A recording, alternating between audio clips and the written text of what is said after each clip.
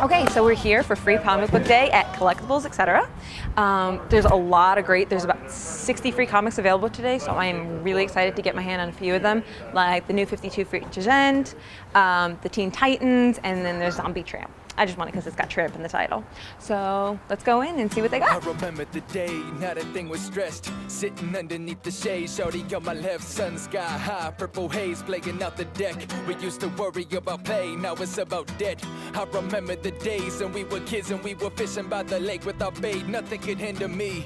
Playing underneath the shade, Shell Silverstein. Are we really too old to lay under the given tree? Take me back to the day before we were big, pimping it. Back to the day when it wasn't about dividends, laughing and playing with my friends. That's how we living it. Shouldn't change, but everyone's wishing they were kids again. Beast wants me to buy him. I won't put on my guard no more. So take me back to the day when we were young and we were free and we did not give a fuck about the choices that we made. What's your favorite part about Free Comic Book Day? Well, Collectibles has always been good to us, and we like coming out here and supporting them and, you know, seeing all the people. Okay. Do you have a favorite comic book character? I mean, obviously you're Star Wars, but... I don't know. Him probably does. Say Vader, we'll get promoted. Okay, Vader. Okay, then, not a problem. Challenges we face, but until that day, I'll be on my way to march for change. I remember the time when I had different dreams, thinking I could do anything. Is it that hard to achieve? Not if you put your mind to it and you just believe. Come together, help you be the person that you wanna be. It's time to capture the essence of youth. Fight back all the flaws that reside in me, and the weapon is truth. Live your life without the plight of greed. Consuming. Let me put this back in the Batman section. What is your favorite comic book character? Hellboy. Hellboy? Okay. Out of Hellboy, what's your favorite comic? Ooh, probably the Seed of Destruction trade. I think that's like, it's hard to nail down one issue, but as a full Hellboy story goes, Seed of Destruction. You like that story arc the best? Okay. Yeah.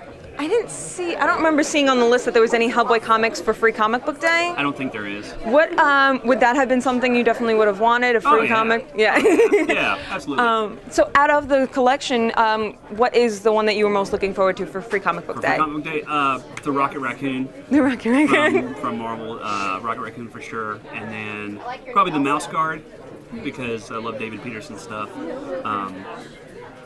The Batman Little Gotham. Yes, I grabbed that one, definitely. That was a really good one. It looks great. It looks great.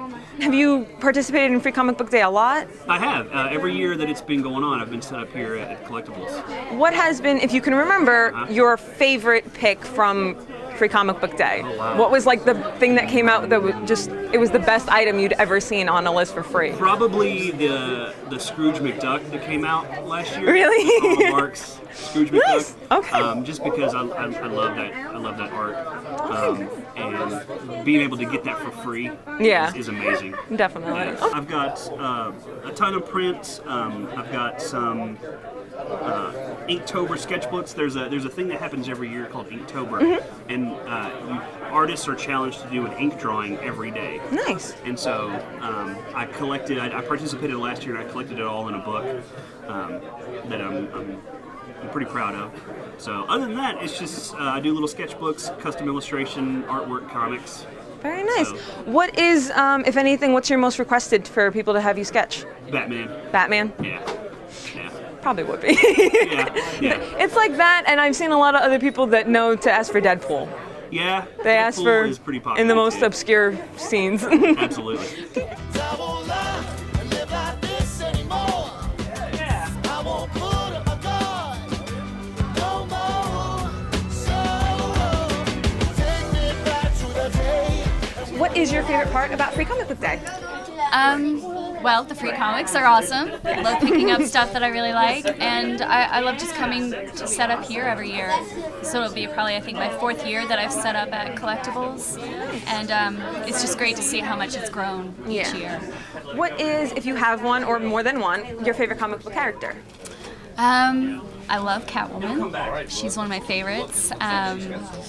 Wonder Woman, anytime I feel like I don't know what to draw, I draw a Wonder Woman.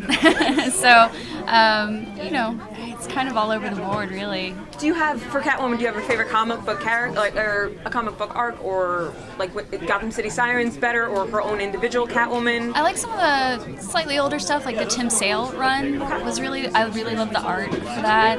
Yeah. This year, what was the one you were looking forward to most? The Avatar book. Okay. That, You're really big on Avatar? Yeah, well, and I love Faith Erin Hicks. Her artwork I love it. So I was really excited for that one. Of course, the Rocket Raccoon. Yeah. And the Teen Titans Go. Yes, I got that one as Yeah, well. I really love that one. So. So you've been here a couple of years now. Over those couple of years that you've shown up, what was the biggest comic book that came out for free that you were most looking forward to, if you can remember? If you can't, don't worry. Well, every year Mouse Guard always does such an awesome book that you can get, and I think that's probably each year that's always been a really cool one to pick up. And I have a comic book called Draculama. He's a vampire llama who feeds off the drama that other people cause. It's a webcomic. You can just go to draculama.com. And I've got 2 volumes here of the stories. They're just a bunch of little short stories, silly stuff, because it is a llama. So I have that, and then I have a sketchbook out this year, and I do commissions. I take commissions all the time. So What's your biggest request? biggest request? I've drawn Wolverine a lot. It just depends on the show, really. It's like some shows everybody wants a Deadpool, you know, but I've other noticed shows that. nobody wants them. So it's kind of, it just really It's a touch depends. and go. Yeah. Gotcha. Okay, no problem. That we are older, we must embrace all the challenges we face. But until that day, I'll be on my way to march for change.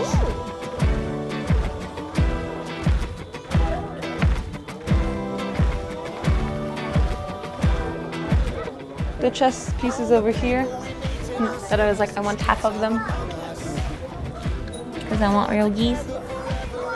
So we are standing here with Jewett, who is the regional manager here at Collectibles, etc. Right. And he's going to just give us a little rundown of how Free Comic Book Day works for you guys.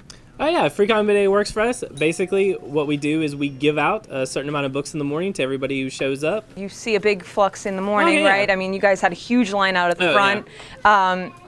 Was there any incentives this year for people that came, like a first come, first serve? Yeah, we gave out a free hardcover for everybody who showed up early in the morning. Oh, great. What was the hardcover for? It was the Dark Tower, the Lone. Oh, The Long Road Home. The Long Road Home. Yeah, that Gotcha. was our We hardcover, actually yeah. have that. Yeah. Okay, great. So what do you think was the most sought after book for this year? The Guardians of the Galaxy book. Okay, great. And you guys have been doing this a few years in a row? Yeah, the Free Comic Book Day is 12 years old. Yeah, it's from 2002, yeah. Yeah. So yeah, we've done it all 12 years. Oh, great. So would you know offhand what was the biggest one that seemed to be over, like, just off the top of your head, which seems to be the one that was most sought after for the whole? For the whole thing, probably the DC book, The Blackest Night book, when that one was first out. Okay, We great. ordered more of that than we did any of the other books ever. Gotcha. Do you personally have a favorite comic book character, or if you can't specify a character, maybe like in a genre or Well, I'll tell you my favorite characters? book right now is Daredevil. That's on the Really? shelf right now. Yeah. Okay. It's a very well written book. Do you More like people should read it. Do you like it more for the story or the drawing or a little bit of both? A little bit of both. I think Mark Waid and Chris Somney have a good co-flux on that book. Okay. And was there any merchandise as well this year that was sought after? I see you guys had all of the chess pieces put together in the bags, and those were selling a bit. Probably matching with the Free Comic Book Day book. Guardians merchandise is really sought after right now with the movie coming out. Captain America stuff. Yeah. Spider-Man stuff is really big right now as well too. So Anything that's in a basically- movie. yeah, a TV basically, show if it's is during big. Free Comic Book Day, if it's out in the theaters, people are coming and looking for it, basically. Right. Yeah. Gotcha. Okay. Do you notice a bigger flux of adults or kids, or kind of both? It's like a Kind of family both. event. Every year it gets a little bit bigger. You More want to families. get more families in Okay. because the more family, that's more people they bring in, and you can Gotcha. and you hit so many different demographics with a family. Yeah. We can dance in the lights and get lit every night without any danger, won't put up a fight. Together forever as witnesses to ourselves. Yeah, take me back to the day when we were young and we were free, and we did not give a fuck about the choices that we made. Hey, hey. Now that we are older. I like the first trade book and then a couple extra comics after that, but so we had a great day today here at Collectibles, etc. Got a lot of free comics, got a lot of these, paid $1 for all of this. $1! Kind of broke the bank on that one. But we had a great day. There was a really big horde here this morning and we couldn't get as much filming as we wanted done today because hordes, you know, a lot of people in the way, bumping around.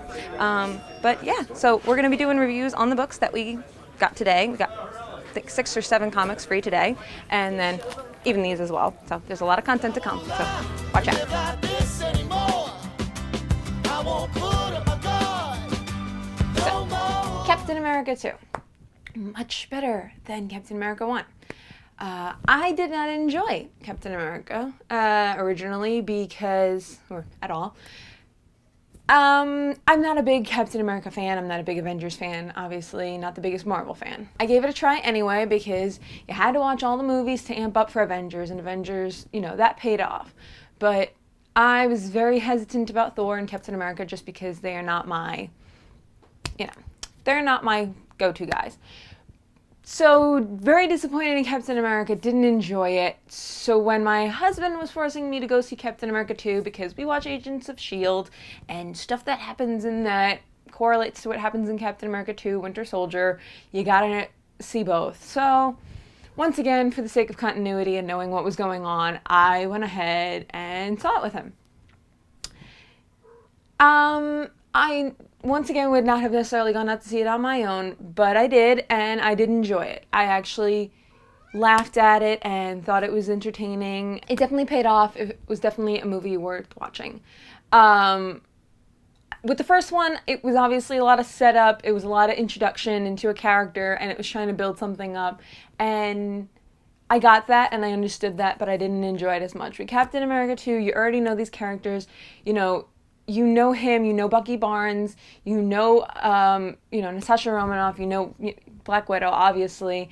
And then we got to introduce a new character. You know, you got to meet Sam Wilson, who is Falcon, and he wasn't already a superhero. He was just military, and he just had a code name, and he just, he did that, and that was a great thing because it was almost like a little nod to Captain America because you did have this person who was a soldier who became a superhero from a project that they were trying to do to help make super soldiers.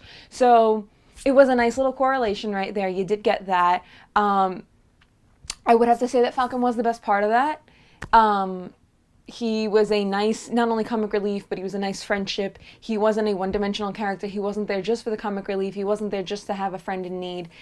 He was definitely good on all parts. I would have to say that definitely his character was very well-rounded and well thought out, which you like to have. You like to have well-thought-out characters. The plot was also great. It wasn't very slow-going. There wasn't a lot of, obviously, we've already done backstory. This is an ongoing thing, so you're not getting judged down, which I hate sometimes with sequels. They do tend to want to, just in case you didn't see the first one, they want to give you a lot of backstory, which, I'm sorry, if you're coming into a movie like this, you see the first one or you don't and stay lost. You shouldn't be walking into a sequel of anything and expecting to know what's going on or expecting them to help explain it for you. Just, that's not how we do. So definitely, if I was going to give it a star rating, it would be somewhere around 3.5, 4 stars, which for me is, I liked it, almost loved it, like I said, it was entertaining, the characters were great, the dynamic between Captain America and Black Widow obviously is great, their banter, their friendship. There was a lot of people hinting at a romance, but if you watch it, you see Natasha wearing an arrow necklace, and come on, what is she wearing an arrow necklace for? This is a girl who does guns and, hand-to-hand combat. She doesn't work with arrows. So we know who that's a nod to. We know what's going on there. You don't wear that just because you like arrows. No. So I know a lot of people really wanted there to be something between them, but the whole time she's trying to get him to date other people. She's trying to get him out in the world, and she wants him to date normal people. And by normal, I mean somebody who doesn't have to hide all their secrets from him, somebody who's not a double agent, somebody who doesn't have deep, dark secrets. She wants him to experience all the things he missed when he was asleep. So that was like a nice friendship type thing to do, not a romantic thing in my mind. So that was definitely great. I would recommend going to see that if you haven't already gone to see it. There was the one issue I had, and obviously it's because this is going to go into Avengers Age of Ultron, and then there is going to be a Captain America 3 movie in like 3 years. So we're amping all of this stuff up. So everything is like an ongoing to be continued kind of thing. So at the end, this is spoilers, obviously. If you haven't seen it, stop listening now. But obviously at the end, Bucky Barnes does remember. He goes to the museum to see the exhibit where he's featured. Because obviously he was, with Captain America in the beginning, and he was part of that team. So he sees himself, and he's starting to remember. There is obviously no confrontation between him and Captain America, letting him know that he's obviously figuring it out, that they knew each other before. He saves him at the end, and that's the big part. But he leaves him. He doesn't stay there and talk to him when he wakes up. So obviously either they didn't have enough time for it, or they wanted to drag it out and keep it going, and maybe it's part of the story plot in Age of Ultron, and that's what they're trying to do, is just correlate it with that and keep it moving and keep us interested, basically.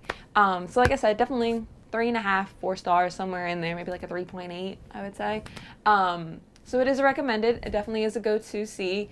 Definitely, if you want to go see Age of Ultron, you're gonna have to watch them all. I know I am, begrudgingly. So that was my Captain America 2: The Winter Soldier review. Live like this anymore. I won't put up my guard. So Free Comic Book Day was awesome. We got a lot of good stuff. I got my free comics. Got a lot of nice loot in. Gonna start going over each one. Read them all already.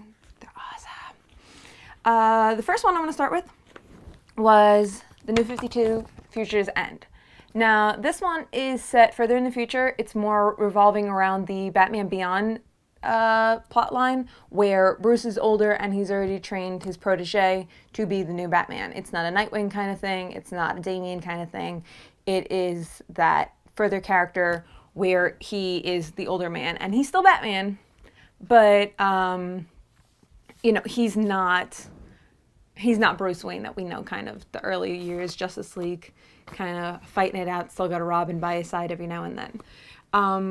The artwork on this is amazing. There is so much detail. There is so much, it's futuristic, so it's got a lot of in-depth kind of almost apocalyptic kind of world, because everything has been overtaken. It reminds me a lot of Infinite Crisis. There is a great kind of, it's the Zero, obviously, so it's not even real detail yet. It's mostly just a prequel kind of prerequisite for you to get into it.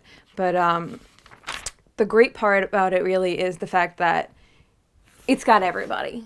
It's got every generation of Flash. It's got every generation of, Justice League, Young Justice kind of world. It's got the sidekicks. It's got everybody. It's got people we don't even really, there's certain people that they don't even give names to yet, that I'm sure we do know who they are. We just, maybe if you just don't know them right off site, like maybe, or just maybe it's me. But it is really great. It's kind of creepy, though. It reminds me a lot of the anime Witchblade, where everything's more a mechanical kind of android, Cyclops kind of thing going on there. Cyborg, not Cyclops. Wrong way. It is really great, though. If you did pick this up at Free Comic Book Day, awesome. You already know it is. But if you didn't, if you missed it, I would try and find it. I would definitely try and continue with the Future's End storyline, because, like I said, if you liked Infinite Crisis, kind of in the same realm. It's kind of that the entire world's gone to shit and we need to fix it. So, yeah, definitely that was a good one. The next pick that I got was Batman Little Gotham. This was hysterical.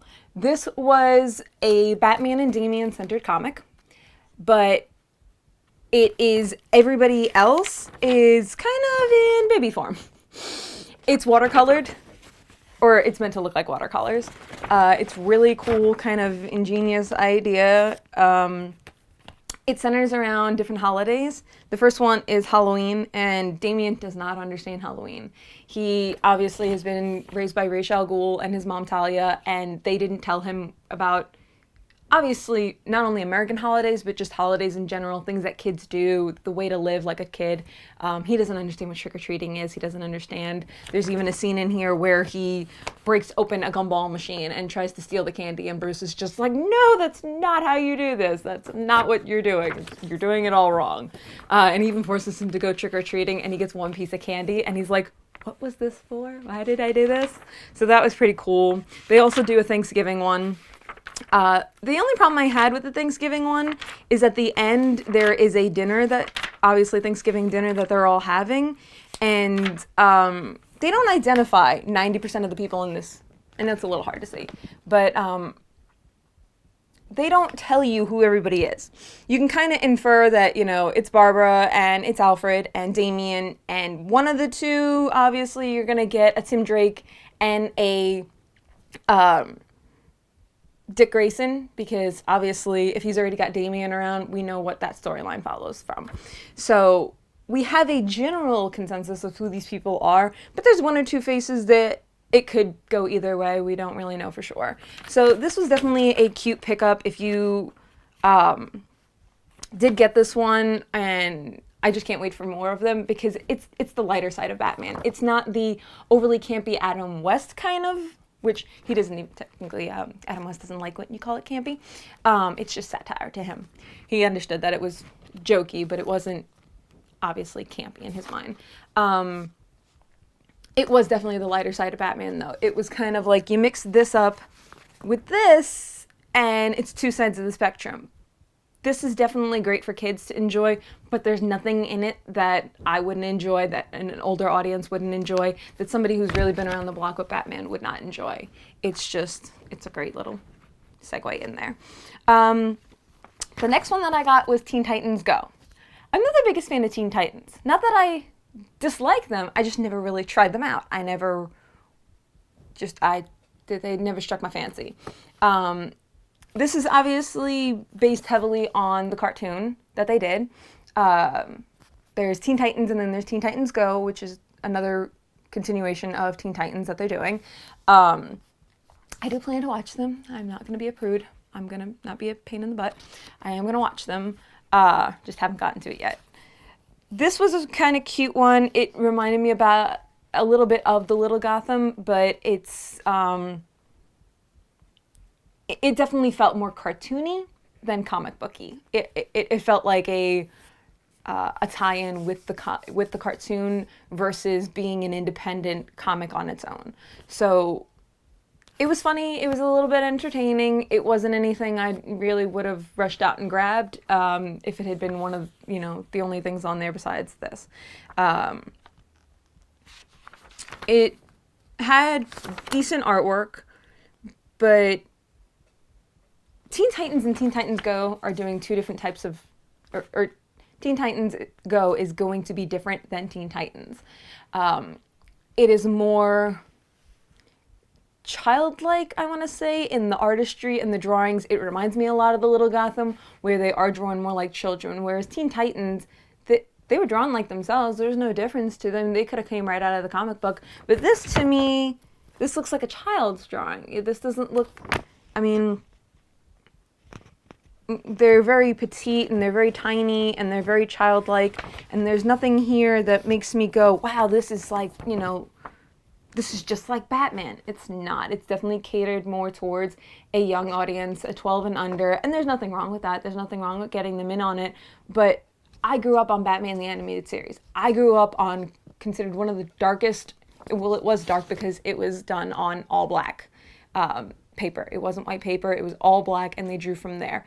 And it was considered one of the darkest Batmans out there. It touched on a lot of difficult things, and even though it was meant to be for children, it was on Warner Brothers Network, it was on the WB, they still got things in there. They still work stuff in. If you listen to Fat Man on the Batman and you listen to Mark Hamill, the 2-part episodes that he does, you listen to him talk about the ways they found around all the the adult material. They got it in there. They were creative with it, which you should be. There's nothing wrong with a child getting a little dose of reality. I mean, anybody who's ever watched Lion King has way more than a dose of reality with that. But it was dark, but it was still so entertaining, and it was a great thing for kids. It was 12 and under. I enjoyed it from the time I was probably about, I don't know, it came out in 1992. I was 3. I enjoyed it. That, I never stopped liking it. There was nothing to me that it was scary or it was too dark or I didn't understand it. I mean, sure, certain things went over my head, but it called to me. I feel like more and more we cater, it's almost like we've gone back in time to, the need of having the 66 Batman, where you're going to have Adam West and you're going to have Burt Ward and you're going to have them be these uber, I know he doesn't like it, but it seemed campy to me. There's just so many things that you feel like they treat you like a child from age 3 to 20. It doesn't matter. It's really hard when they do this, when they treat you, 13-year-olds like you're 3. This looks to me like something a 3-year-old should read, not a 13-year-old. This doesn't look like they're going to have a very good audience. After a certain point, they're going to only be very narrow-minded about it, whereas Batman the Animated Series was not. You could be 5, you could be 50, and if you loved Batman, you loved it. That was the point. That's what that was just the way it touched upon. Sorry for my little segue there. The next one that I went into, obviously I didn't like Teen Titans Go that much. That's the general synopsis there. The next one I got was Entropy. I have to say I am a very sight-oriented person, so the reason I picked this one up was just because it looks awesome. This one, it isn't very, whereas the other ones gave you either a prequel or it was one of the first ones in it. This was more of a very, very short synopsis, or almost like a trailer, honestly. That's kind of like what it was. A preview, it was a trailer, it was a, maybe a 15-second intro into this world that if you want to get into it, you get into it. The drawing on it is very realistic. I have to say, this is a lot of work. This is really good detail. It's the reason it appealed to me in the first place was because of the drawing on it. It is about a guy who 2 people just randomly kind of bombard into his house, kidnap him and his car, and make him drive them. It's a dystopian kind of world, once again, in the future. Flying cars, all that jazz. And there's people cut off, and it wasn't enough for me to really get into it. It's cool, maybe, if I see another one out, I'll pick it up and I'll try and get into the story a little bit more. But there wasn't a hook, there wasn't a character I went, oh my god, I need to know more about them. It was cool and it was badass, but it was really short and there wasn't enough time for me to get into it. Even watching a preview or a trailer, sometimes you can get 5 seconds and you're like, oh, I need this. I need to know what happens. This was about 20 pages and I still went, it's okay. I don't really care.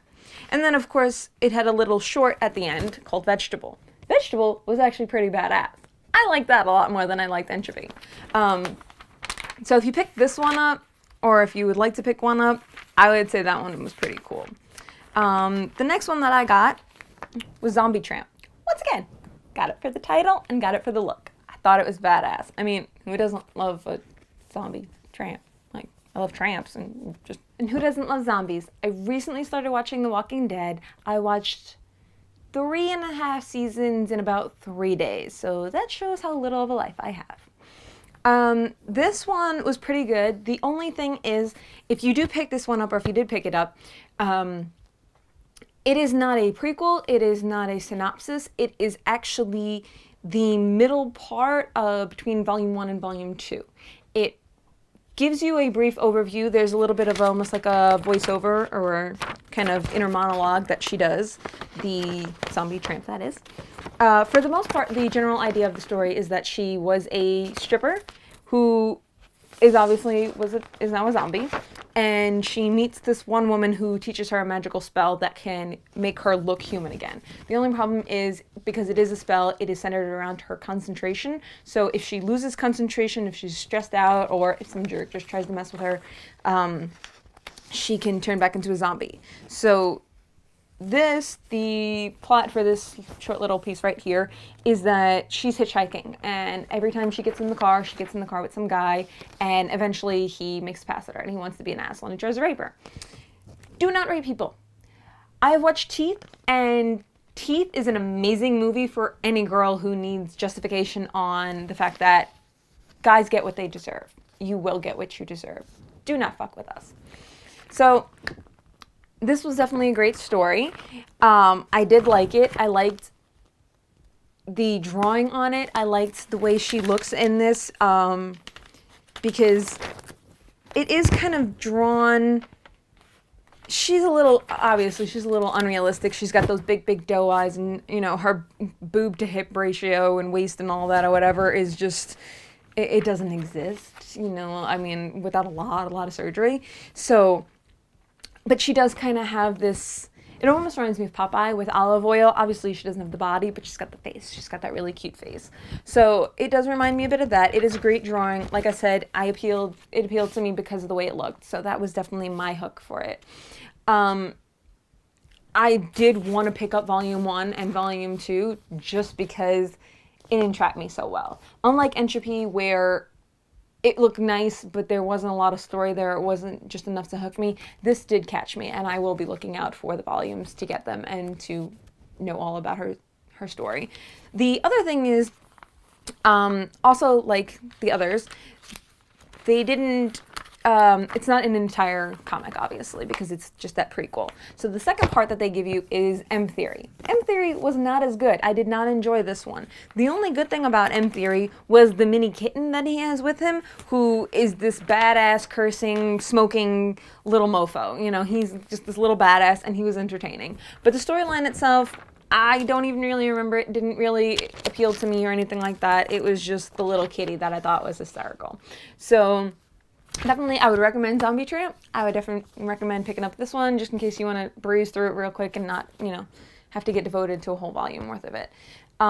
So that one was definitely a great pick. The last one that I got is Grimm Fairy Tales. I have read Grimm Fairy Tales before. My husband has them on his Kindle, and once again, the comics themselves appealed to me because of the way they look. Comics have a way of doing that with me. Even if it's Batman, if I pick it up and Joker looks bizarre, like there are certain ones where Joker just is drawn horribly, or Batman too. I really don't like when Batman has like 4-foot ears. It doesn't make sense to me, because that to me means the artist is gone out of the realm of reality with Batman. Batman has a cape, and we can go into the whole Incredibles no capes, but it works for him. The ears, however, it's part of his mask, but I think if he had 3 to 4 foot ears, it would kind of get in the way. The only thing I can see him doing is becoming like a bull and just ramming people with them and killing them, which isn't a Batman style, really, unless he's gone off the deep end. So the whole point of him having them, it's just a visual thing that they like, and it's a little artist's tweak that they like to put on there. But to a Batman fan, it's the most impractical thing you could do to Batman's costume. It just looks ridiculous. So definitely the look of a comic, the artist, the cover, everything, it's part of what you're looking for. I mean, this isn't a radio show, it's not a book, it's a comic. You're going in for the artistry, so you need to have a strong artist, and I definitely feel like Grimm Fairy Tales does. They have always appealed to me. I remember seeing the first ones, I believe it was like an Alice in Wonderland one, or themed around that, and I like that about them. They're very much like a Once Upon a Time, where they mix Grimm Fairy Tales with other stories, anything that kind of realm, basically. It doesn't have to just be Grimm Fairy Tales. It can be any kind of fairy tale or mythical story in that kind of realm. This one centers around the Dark Queen, the Rising of the Dark Queen. So once again, this is not a prequel so much as a preview into a currently ongoing series. It is obviously a prequel to a story arc that is occurring, but it is not it's a 0 issue, but it's not really like a start to a brand new series. This is already ongoing stuff that, maybe there's backstory and things that we haven't covered, or they're not going to cover because they've already expected you to read some of Grimm. The other awesome thing is that this dude looks like Tim Curry from Legend. I think it's awesome. He looks like Darkness. And she's badass too. I love it. I think she's drawn great. The only thing I really do wish is that comic book artists would stop drawing these giant double D girls, because while I know women like that in real life, we are not all like that. And as a girl reading comic books, yeah, sure, for the most part I glance over it. But that's the problem, is I glance over the body because I already expect her to look like that. So, you know, if you guys could tweak that a little bit and stop, it'd be great.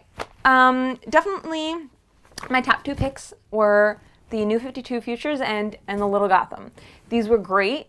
They were definitely great storylines, great plot. They were books in themselves, so you weren't getting a 5-second intro with not a lot of backstory. They are starter comics, so they're great for that. I would definitely suggest, if you didn't already get them, go out and try and find them because they're awesome. So I hope you enjoyed Free Comic Book Day as much as I did. I hope you enjoyed my Free Comic Book Day, interviews, reviews, and just all around following me being me craziness. So yeah, this has been Unreasonable Comics with Alicia C. Have a great day.